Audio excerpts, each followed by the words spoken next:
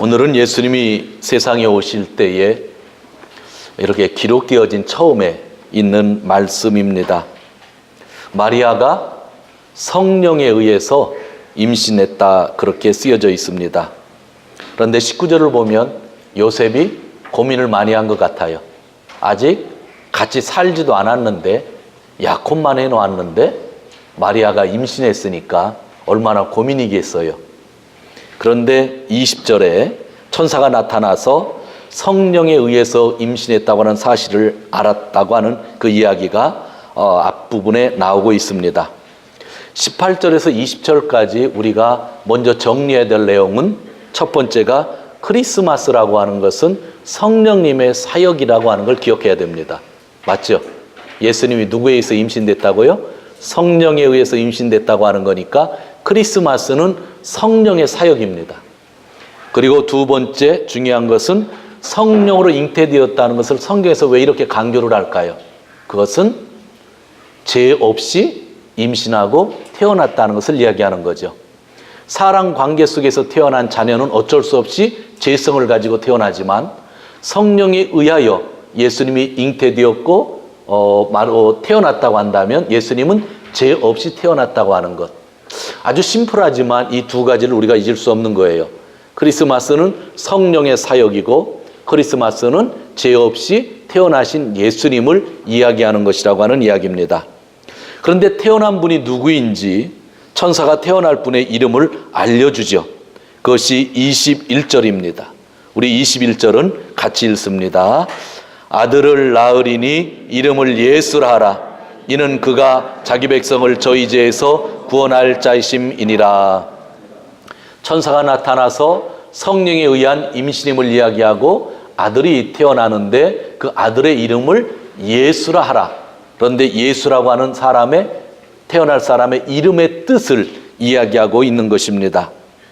예수님이라고 하는 이름은 원래 구약의 단어로 생각한다고 하면, 여러분 구약에서 제일 유명한 인물이 여호수아. 여호수아가 유명해요? 모세가 유명해요? 정답을 알고 있어가지고 정답을 먼저 말해가지고 제가 깜짝 놀랐어요. 구약성경에서 진짜 유명한 사람은 모세. 근데 모세의 제자가 누구죠? 여호수아. 그 여호수아는 히브리어입니다. 그것을 그리스어로 번역하면 발음이 예수가 됩니다. 그래서 구약에 나오는 여호수아라고 하는 이름이 신약성경에서 예수라는 이름이랑 똑같은 의미가 있는 것인데, 뜻은 주께서 구원하신다라고 하는 겁니다. 그런데 여기서 중요한 것은 무엇으로부터 구원하느냐는 거예요. 오늘 뭐라고 써졌어요? 죄로부터 구원이라고 그렇게 얘기했어요. 그렇기 때문에 예수님의 이름은 주께서 구원하시는 자라는 뜻인데, 뭐에서? 죄에서 구원하는 그런 이야기를 하고 있는 겁니다. 여호수아라는 이름이 구약 성경에 있었지만 여호수아는 같은 이름이었지만 죄에서 사람들을 구원했어요? 못 구원했어요. 그러니까 예수님만이 어디서 구원한다? 죄에서 구원하시는 분이라고 천사가 요셉에게 이야기하고 있는 겁니다. 그러므로 우리가 크리스마스 때 우리의 마음에 담아야 할 단어 하나가 있다고 한다면 그것은 나는 죄인이라고 하는 겁니다. 목사님 지난주에 즐겁게 보내라고 하더니 왜 또 죄인 얘기합니까? 우리 한번 따라 하시기 바랍니다. 나는 죄인이다. 크리스마스 때는요, 내가 죄인이라고 하는 것을 고백하는 날이 돼야 된다는 거예요. 왜요? 예수님이 죄에서 우리를 구원하러 오셨기 때문입니다. 예수님은 우리가 선한 사람일 때 우리를 구원해 주지 않았어요. 우리가 연약하고 악하고 죄인이고, 그죠? 하나님과 원수 되었을 그때에 예수님을 보내주셔서 우리를 구원하셨다고 하는 것, 그것이 성경에 나오는 말씀입니다. 인간이 지은 죄가 얼마나 심각했으면 여러분 크리스마스가 필요했을까요? 구약 성경을 보면 인간이 죄를 지을 때마다 제사장들이 속죄제를 드렸고 속건제를 드렸고, 대제사장은 1년에 한 번씩 나라를 위하여 또한 그러한 속죄의 제사를 드렸어요. 그럼에도 불구하고 인간의 죄를 없앨 수 없기 때문에 크리스마스가 있게 된 것이라고 하는 것. 그러니까 우리의 죄가 얼마나 악했는가를 보여주고 있는 것입니다. 그러므로 크리스마스는 우리의 죄의 심각성을 깨닫는 날입니다. 작년에 그 주일학교가 여기다 막을 치고 좀 행사를 하셨죠. 참 많이 기뻤어요. 그러면서 제가 주일학교 때 이 데코레이션 할 때 그 아기 예수 같은 것은 될 수 있으면 안 놨으면 하는 이야기 했던 거 기억나세요? 또 올해 또 까먹을 것 같아서 얘기하는 거예요. 크리스마스는 아기 예수가 주인공이 아니에요. 그죠? 죄를 지러 오신 예수님이 주인공이기 때문에 진짜 죄에 대해서 심각하게 인식할 수 있는 날이 크리스마스라고 하는 그런 이야기입니다. 죄는 모든 것을 파괴하는 습성을 가지고 있습니다. 그러므로 이 세상에서 가장 무서운 것이 죄입니다. 죄가 나에게 들어오면 죄라는 놈은 나를 파괴합니다. 죄가 우리의 가정에 들어오면 우리의 가정을 파괴합니다. 죄가 우리 교회 공동체 안에 들어오면 우리 공동체를 순식간에 파괴할 수가 있습니다. 그래서 이 죄가 얼마나 심각한지, 그래서 이 죄를 해결해야만 하는데 그 시작이 크리스마스라고 하는 것. 그래서 우리는 크리스마스를 맞이할 때마다 죄의 심각성을 마음에 담아야 된다고 하는 것입니다. 우리 인간의 죄를 해결해 주실 분은 이 세상에 예수님밖에 없습니다. 그래서 예수님을 그리스도라고 합니다. 그리스도는 그 죄를 속죄하는 일 때문에 특별히 기름 부음을 받으신 분을 의미합니다. 그러므로 예수 그리스도 외에는 죄에서 인간을 구원할 수 없다고 하는 것입니다. 베드로가 제자들과 함께 성령을 받고 전도를 합니다. 사도행전을 보면 이런 이야기가 있습니다. 다른 이름으로는 너희가 구원을 받을 수 없다. 우리에게 주어진 구원할 수 있는 이름은 오직 이 천하에 예수님 이름밖에 없다 하면서 베드로는 수많은 사람들에게 복음을 증거하였던 것입니다. 그래서 예수님 때문에 죄의 문제에서 해결받았던 날, 그것을 기억하는 날이 크리스마스라고 하는 것. 고난주간만 기억하는 것이 아니라 우리는 항상 이것을 기억해야 된다고 하는 이야기입니다. 여러분, 2017년 일본에서 유행어 대상 류꼬고 다이쇼 뭐였는지 기억들 나세요? 되게 어려운 말이 하나 있었는데 인스타바이라고 뭔지 아세요? 그 사진 찍어서 올리는 그 사이트를 뭐라 그래요? 인스타그램이죠. 그 바에라는 건 우추애를 바에라고 하는 거예요. 바에. 그러니까 1년 동안 젊은 애들이 계속 죄송합니다. 젊은 애들이 아니라 젊은 사람들이 이게 저희 아이들이 크다 보니까 말이 이렇게 자꾸 나와버렸는데 그 사진 찍어서 막 올리는 게 올해 되게 인기가 있었나 봐요. 그게 유행어 대상을 받았어요, 일본에서. 근데 똑같이 대상 받은 단어가 하나 또 있었죠. 뭐예요? 기억나시는 분 있으세요? 손탁구. 한국말로 뭐라 그래야 돼요? 예? 그걸 뭐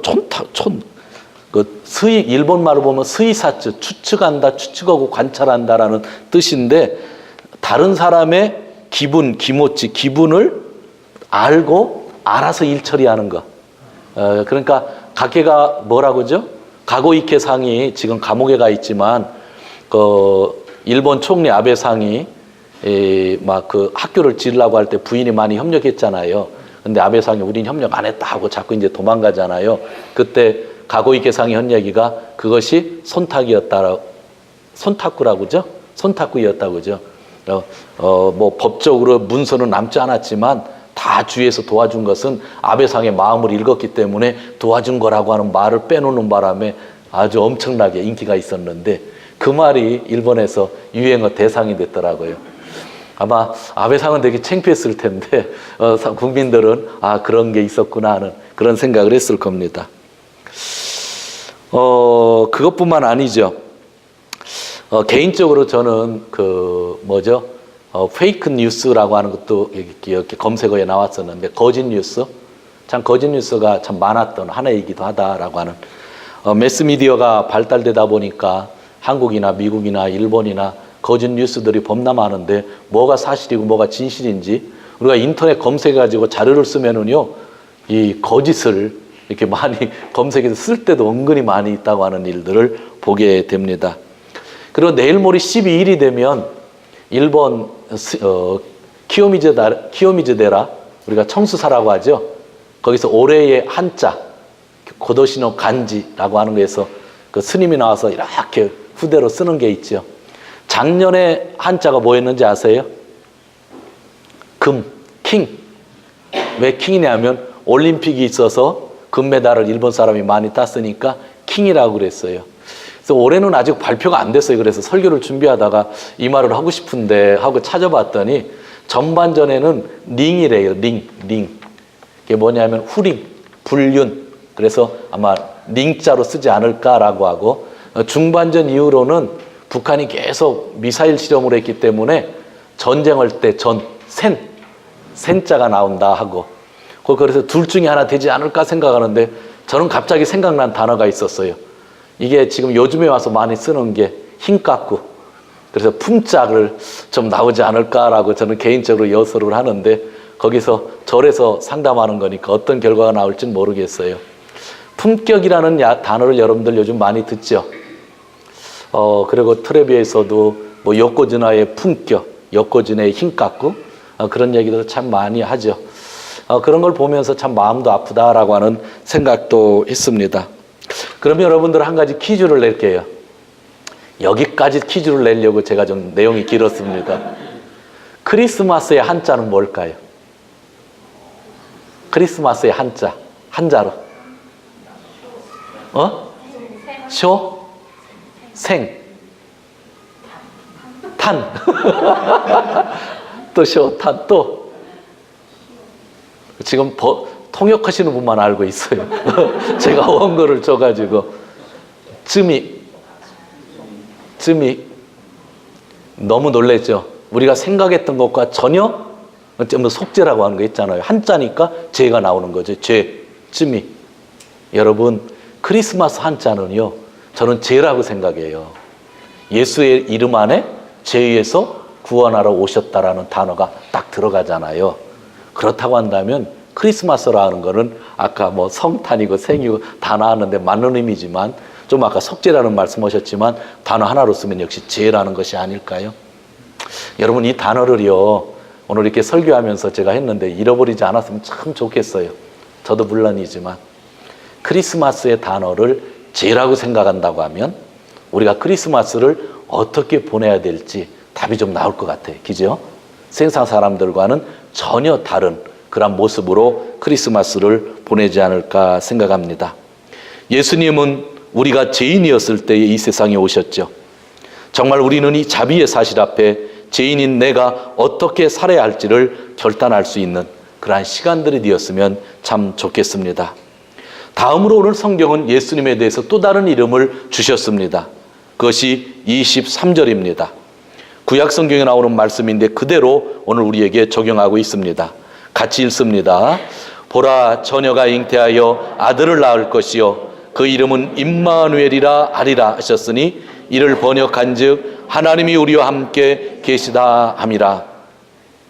예수님이 임마누엘이라고 하는 이름으로 불려진다는 겁니다. 그 뜻은 하나님이 우리와 함께 계시다라고 하는 뜻입니다. 예수님이 이 세상에 왜 오셨을까요? 우리의 죄를 사해 주시기 위함이시죠. 예수님이 왜 이 세상에 우리를 속죄해 주시려고 오셨을까요? 예수님이 우리와 함께 하시기 때문이라는 겁니다. 우리들 안에 있는 여러 가지 문제, 가정에 있는 문제, 교회에 있는 문제, 이 세상에 있는 문제는 결국 예수님이 오셔야만 해결돼야 되는 것 아닙니까? 그러므로 우리는 우리에게 오신 그 하나님, 임마누엘이신 그 예수님을 우리가 모셔드려야 되고 만나야 된다는 겁니다. 사도행전을 통해서 올해 우리는 설교를 많이 들었습니다. 거기에는 제자들, 사도들이 많이 나왔죠. 거기 있었던 베드로도 죽었습니다. 바울도 죽었습니다. 예수님의 제자 중 막내였던 요한도 죽었고, 일본에 처음 선교했던 자비에르도 죽었고, 일본의 성결교회에 복음을 심었던 카우먼도 죽었습니다. 이 교회에 함께 있었던 많은 사람도 죽었습니다. 그러나 하나님은 베드로 때도 함께 계셨고, 바울과 요한 때도 함께 계셨고, 자베르와 카우만 때도 함께 계셨고, 우리들의 신앙 선배님들과도 함께 계셨고, 지금 우리와도 함께 계십니다. 여러분의 부모님 중에 돌아가신 분이 계실지 모릅니다. 그러나 부모님과 함께 계셨던 그 하나님이 지금 나와 함께 계시다고 하는 겁니다. 그것이 임마누엘입니다. 그래서 우리는 이 성탄을 맞이할 때마다 하나님이 나와 함께 계시려고 이 세상에 오셨다고 하는 것, 그래서 우리는 하나님과 함께 보내야 된다고 하는 것, 그것이 우리의 말씀에 있어야 된다고 하는 것입니다. 성도 여러분, 예수님은 죄인을 구원하시는 분이시고 예수님은 우리와 함께 하시는 분이라고 하는 것, 그래서 우리는 마지막으로 예수의 이름을 불러야 된다고 하는 것입니다. 성도 여러분, 크리스마스는 그래서 예수의 이름을 부르는 겁니다. 예수 안에 나를 구원하시는 분이 있고 예수님 안에 임마누엘이 있기 때문에 예수님의 이름을 부르는 것이 너무나 중요한 겁니다. 우리가 기도를 한 다음에 왜 예수님의 이름으로 기도합니까? 라고 이야기합니까? 예수님 이름 안에 모든 진리, 모든 축복이 숨겨져 있기 때문입니다. 고난 속에서 멸시를 받고 조롱을 받을 때 우리는 예수 그리스도의 이름을 불러야 합니다. 삶의 의욕이 떨어질 때마다 그 이름을 불러보시기를 바랍니다. 부모가 미워질 때마다 예수의 이름을 불러보세요. 미워하는 사람들이 내 마음속에서 떠나지 아니할 때마다 그 예수님의 이름을 불러보시기를 바랍니다. 자녀들에게서 하나님을 거역하는 것이 보이면 그 이름을 불러보시기를 바랍니다. 우리가 예수의 이름을 부를 때마다 죄와 사탄의 결박에서 풀려난다고 성경은 분명히 기록하고 있습니다. 우리가 예수 이름을 부를 때마다 하나님이 함께 하시니 모든 문제들이 해결된다고 성경은 그렇게 이야기하고 있습니다. 우리가 예수의 이름을 부르며 사는 겁니다. 크리스마스이기 때문에 더더욱 예수의 이름을 부르는 것, 그것이 중요한 것이 아닐까요? 그래서 마지막으로 여러분과 살펴보고 싶은 이야기가 있습니다. 오늘 설교 제목도 있지만 마지막으로 저는 여러분들에게 권면하고 또 그 말씀을 제가 받아들이기를 원하는 것이 있습니다. 크리스마스는 예수 그리스도의 이름을 부르며 결단하는 시간이 되어야 된다고 하는 그러한 이야기입니다. 오늘 성경 24절에서 25절 우리가 같이 보도록 하겠습니다.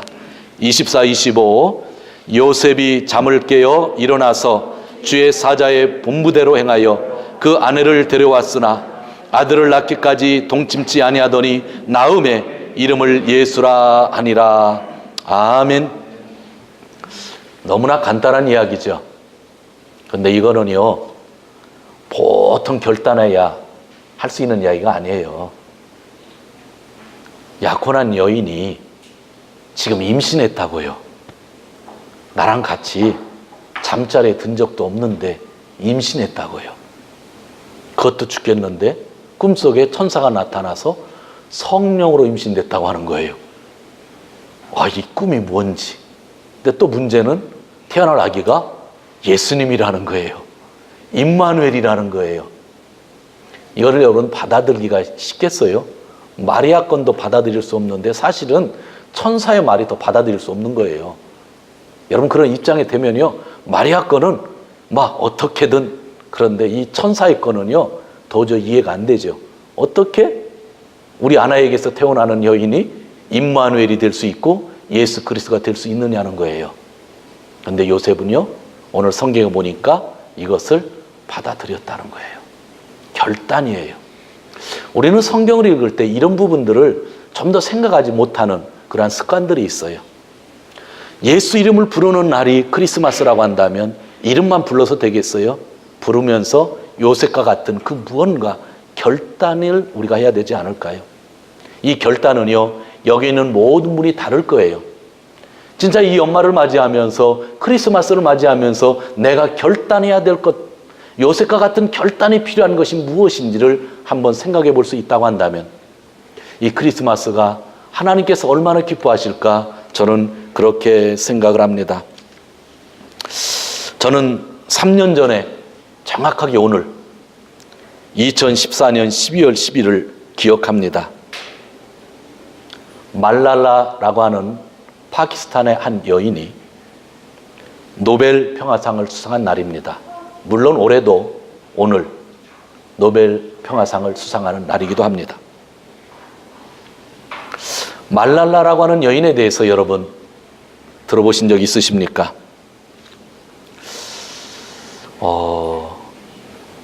오늘 돈이 어디 있어요? 손 들어봐요. 도훈이 생일을 크게 한번 얘기해봐요. 닭이 세년갑비. 저도 유때 밑에? 8월 8일? 생규야쿠 규주 나나네? 제가 왜 이 말을 묻냐면은요, 이 말랄라라고 하는 여성이 생규야쿠 규주 나나네 1997년 7월 12일 생입니다. 우리 도훈이보다 한 달 정도, 한 달도 못 미치게 태어난 똑같은 나이죠. 세일이도 똑같은 도시죠. 99년생이죠. 아마 도훈이랑 세일이랑 같은 나이 그런 여성이 지금부터 3년 전에 노벨 평화상을 수상한 것입니다. 그는 어려서부터 파키스탄 사람인데 학교를 가고 싶다, 공부하고 싶다 늘 얘기했던 사람입니다. 2012년 평화상을 받기 전 몇 년 전에 여성 교육에 반대하는 세력, 파키스탄 탈리반 운동이라고 하는 영어 약자로 얘기하면 TTP라고 하는 단체의 사람에게 말랄라라고 하는 여성은 총격을 받고 죽을 뻔했습니다. 중학생 때 스쿨버스 안에서 총격을 받았는데 머리에 총알이 관통했고 목 이쪽에 총알이 관통을 했습니다. 그럼에도 불구하고 그는 지금 살아 있습니다. 테러에 굴하지 않고 여성 교육을 위해서 계속 헌신했던 그러한 여성입니다. 제가 궁금해가지고 요즘 어떻게 지내나 찾아보았는데 아마 영국에서 공부를 하고 있는 것 같아요. 올해 4월에는 UN 평화대사로 임명을 받기도 했다고 합니다. 올해 7월에는 버밍엄에서 고등학교를 졸업하고 8월에 옥스퍼드 대학 입학 허가를 받은 것 같아요. 그러면 아마 10월 학기부터 다니지 않나 하는 생각을 하는데 거기까지는 확인은 못했어요. 일단 옥스퍼드라고 하는 아주 유명한 대학에 입학 허가를 받은 것 같아요. 많은 사람들이 그녀를 잊어버리고 있지만 저는 잊을 수가 없었어요. 그 이유는 3년 전에 그녀의 노벨상 수상식에서 한 연설문을 제가 읽어보았기 때문이에요. 일본어로 된 것을 읽었는데 그 연설문을 읽고 너무나 감동을 받았어요. 그런데 저도 제가 감동을 받은 지 3년이 되는 날인데 오늘 12월 10일이 그 연설을 한 날이에요. 그가 결단한 내용인데 오늘은 제가 마지막에 그녀의 연설문을 조금 소개를 하려고 합니다. 그녀는 연설에서 이렇게 시작합니다. 감사한 말을 한 다음에 이 상, 노벨상이에요. 이 노벨상은 나만을 위한 것이 아닙니다. 교육받기를 원하면서도 교육을 받지 못하고 잊어져 가고 있는 아이들을 위한 것입니다. 평화를 바라면서 두려워 떨고 있는 아이들을 위한 것입니다. 변화를 원하면서도 소리를 내지 못하는 아이들을 위한 상입니다. 지금 나는 그 아이들의 권리를 위하여 그리고 그 아이들의 소리를 전하기 위하여 여기에 있습니다. 지금은 그 아이들을 위해 불쌍히 여겨야 할 때가 아닙니다. 지금은 교육의 기회를 뺏긴 아이들을 위하여 보는 것을 마지막으로 하기 위하여 행동을 해야 될 때입니다. 17살짜리 여성이에요. 소녀죠. 소녀가 한 연설입니다. 사람들이 나에 대해서 이야기할 때에 탈리반에게 총격을 받은 여자, 또 어떤 사람들은 자기 권리를 찾기 위해서 싸우고 있는 여자, 집에 가면 내 동생들은 시끄럽고 잘난 체하는 누나라고 이야기한답니다. 그러나 나는 오직 모든 아이들이 질이 높은 교육을 받을 수 있는 것, 여성이 평등한 권리를 가지는 것, 그리고 세계의 구석구석까지 평화가 있기를 원하는 것, 지금 이야기한 그것들에 아주 열심을 가지고 사는 한 인간에 불과합니다. 내 고향에서 교육은 권리가 아니라 범죄가 되었습니다. 여자아이가 학교에 가는 것이 강제적으로 중지되었습니다. 하지만 나를 두르고 있는 세계가 갑자기 변할 때에 나도 우선적으로 해야 할 일을 바꾸었습니다. 나에게 두 가지 선택이 있었는데, 하나는 침묵하며 죽는 것을 기다리는 것, 또 하나는 소리를 높이고 죽임을 당하는 것이었습니다. 나는 후자를 선택했습니다. 소리를 높이고 죽기로 작정하였습니다. 2012년 2년 전에 테러리스트들은 나를 멈추게 하려고 버스 안에 있는 나와 친구들을 습격했습니다. 그러나 그들의 생각과 총탄이 승리할 수는 없었습니다. 우리들은 이렇게 살아 있습니다. 그리고 그날부터 우리들은 소리를 더 높이게 되었습니다. 여러분, 어쩌다 일어나는 일이 아닙니다. 어디에서든지 늘 일어나는 일이고 지금도 많은 소녀들에게 일어나는 일들이기도 합니다. 나의 의견은 나 혼자의 소리가 아니라 많은 사람들을 대변하고 있는 것입니다. 나는 말랄라입니다. 그 옆에 여자친구들이 있으니까 나는 사지아이기도 합니다. 나는 카이나토 무스로, 나는 메존, 나는 학교에 갈 수 없는 6,600만 명 여자아이들입니다. 오늘 나는 나의 소리를 내고 있는 것이 아니라 6,600만 명의 여자아이들의 소리를 대변하고 있는 것입니다. 친애하는 형제자매 여러분, 어쩌면 어른들의 세계에서는 이러한 일들이 이해되고 있는 것인지 모르지만 우리 어린이들은 도저히 이해할 수가 없습니다. 왜 강하다고 하는 나라들은 전쟁을 할 수 있는 힘은 있는데 평화를 만들어내는 것은 그렇게 약합니까? 왜 강하다고 하는 사람들은 총을 주는 것은 그렇게 간단하게 하면서 책을 주는 것은 그렇게 어려워합니까? 탱크를 만드는 것은 그렇게 간단하게 하면서 학교를 세우는 것은 왜 그렇게 어렵게 합니까?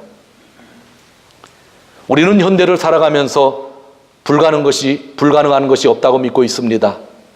45년 전에 인류는 달에 도착하였고 아마도 화성에도 곧 상륙하게 될 것입니다. 그렇다고 한다면 이 21세기는 모든 아이들에게 질이 높은 교육을 받을 수 있도록 하지 않으면 안 되는 것 아닙니까? 친애하는 형제자매 여러분, 우리들은 움직여야만 합니다. 기다리는 것은 안 됩니다. 움직여야 할 때입니다. 정치가와 세계의 지도자들뿐만 아니라 우리들 모든 사람이 공헌해야 합니다. 나도, 당신도, 우리들도 그것이 우리들의 임무입니다. 여러분, 이제 이러한 일을 끝내야 합니다. 고 결정한 최초의 세대가 우리가 되어야 합니다. 아무도 없는 교실도 이제는 끝내야 합니다. 잃어버린 아이들의 시간도 이제는 끝내야 됩니다. 쓸모없다고 버려진 가능성도 이제는 끝내야 되고, 남자아이와 여자아이가 어렸을 때부터 공장에서 노동을 하면서 보내는 것도 이젠 여기서 끝내야 합니다. 여자아이가 어렸을 때에 강제적으로 결혼을 당하게 하는 것도, 전쟁으로 아이들의 생명이 없어지는 것도, 아이들이 학교에 갈 수 없는 것도 지금 끝내야 합니다. 그리고 마지막에 이렇게 이야기합니다. 우리들이 끝내야 합니다. 지금 끝내기를 시작합시다. 지금 이곳에서부터 끝내기를 시작합시다. 감사합니다 하고 마친 이야기입니다. 연설문 중 중간에 제가 조금 빼놓았습니다. 근데 저는 3년 전에 이 연설문을 읽으면서 너무나 큰 감동을 받았습니다. 이전에 I have a dream, 마르틴 루터 킹 목사가 나에게 꿈이 있다라고 하는 연설을 했던 연설문을 읽었는데 그와 똑같은 감동을 받았습니다. 이 TTP는 이 연설이 있은 2년 후에 한 학교를 습격하여 또 140명이라고 되는 선생님과 아이들을 죽인 그런 일이 있었죠. 너무나 마음이 아픈 일이었습니다. 지금은 잘 모르겠지만 3년 전까지 마라라라고 하는 이 소녀는 이슬람교에 있었던 사람입니다. 파키스탄은 의무적으로 이슬람 교인이 되어야 되기 때문이죠. 그러나 그의 삶은 어쩌면 크리스찬의 삶을 살고 있었던 것 같습니다. 지금 영국에 있기 때문에 어떠한 변화가 있는지 모릅니다.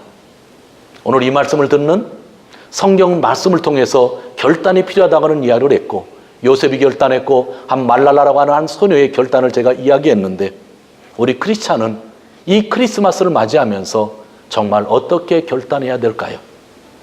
참 부끄럽지 않는 결단들을 한 사람 한 사람이 주님 앞에서 했으면 좋겠다고 합니다. 우리에게는 신앙에 대한 결단들이 있을 것입니다. 예배에 대한 결단, 기도에 대한 결단, 드린 것에 대한 결단들, 또 우리는 용서를 결단해야 되는 일들이 있을 것입니다. 그리고 선교를 결단해야 되는 일들이 있을 것입니다.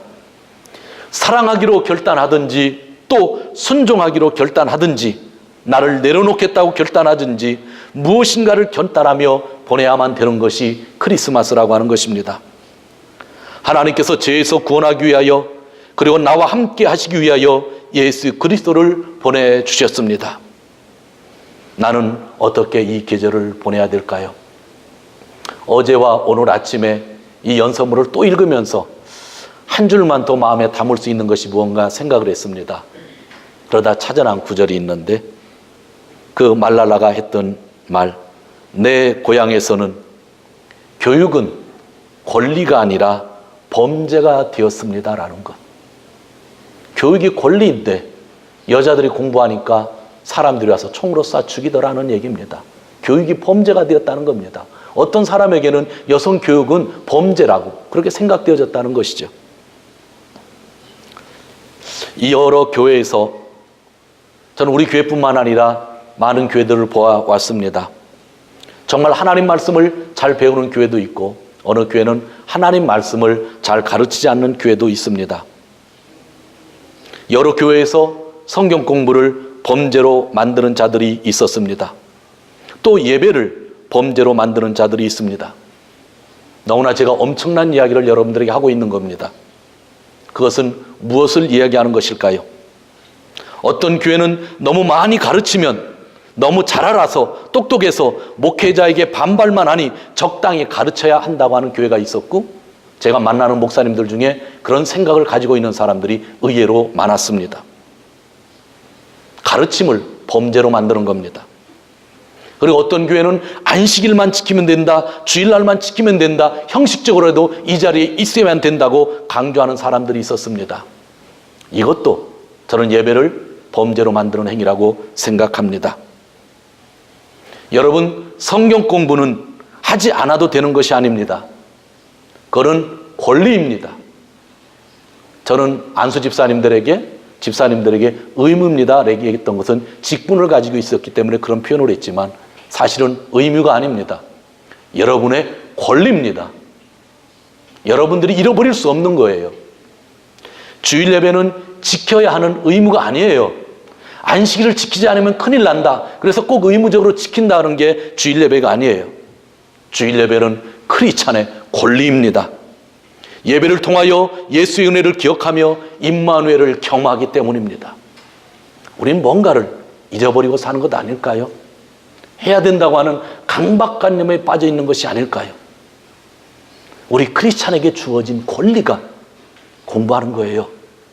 크리스찬에게 주어진 권리가 예배드리는 거예요. 그래서 목사가 공부 못하게 하고 목사가 예배를 방해한다고 하면 그거야말로 여러분은 아주 심각한 문제에 도달하게 될 것이죠. 그런 예배당은 의미가 없겠죠. 예배에 나오는 시간도 우리는 결단할 수 있어야 됩니다. 교육받을 권리도 찾겠다고 결단하셔야 됩니다. 여러분, 다 좋은데요, 권리를 포기할 수는 없잖아요. 여러분, 예배가 의무가 아니잖아요. 예배에 나오면 하나님을 만날 수 있고 음성을 드릴 수 있잖아요. 그 시간에 가장 위로를 받는 거잖아요. 우리에게 있는 최고의 권리라고요. 왜 이 권리를 행사 안 하셔요? 왜 이 권리를 빼앗기려고 하세요? 성경 공부도 마찬가지예요. 내 권리예요. 크리스찬의 권리란 말이죠. 이 권리를 찾는다고 하는 것, 오늘 말씀을 마치려고 합니다. 크리스마스는 진짜 예수님의 이름을 불러야만 하는 그런 날입니다. 예수 이름을 부르는 곳에 모든 해결책이 있는 거죠. 그러면서 한 가지 결단했으면 좋겠어요. 그 결단이 어떤 결단인지 저는 잘 몰라요. 여러분 한 사람 한 사람에게 지금 마음에 와닿는 것이 있을 거예요. 그걸 결단하면 돼요. 그 결단을 하고 이 크리스마스를 보낸다고 하면 참 하나님이 얼마나 기뻐하시겠어요. 아, 내가 예수 그리스도를 세상에 보낸, 뭐라 그래요? 이런 말은 쓰면 좀 신뢰되는 말이지만 인간의 용어로 바꾸면 보람이 있다, 그거죠. 이런 말로 표현할 수 있는 건 아니에요. 하나님이 얼마나 기뻐하시겠어요. 예수님의 이름을 부르시며 승리하시고 결단하시는 귀한 계절 되시기를 주님의 이름으로 축원드립니다.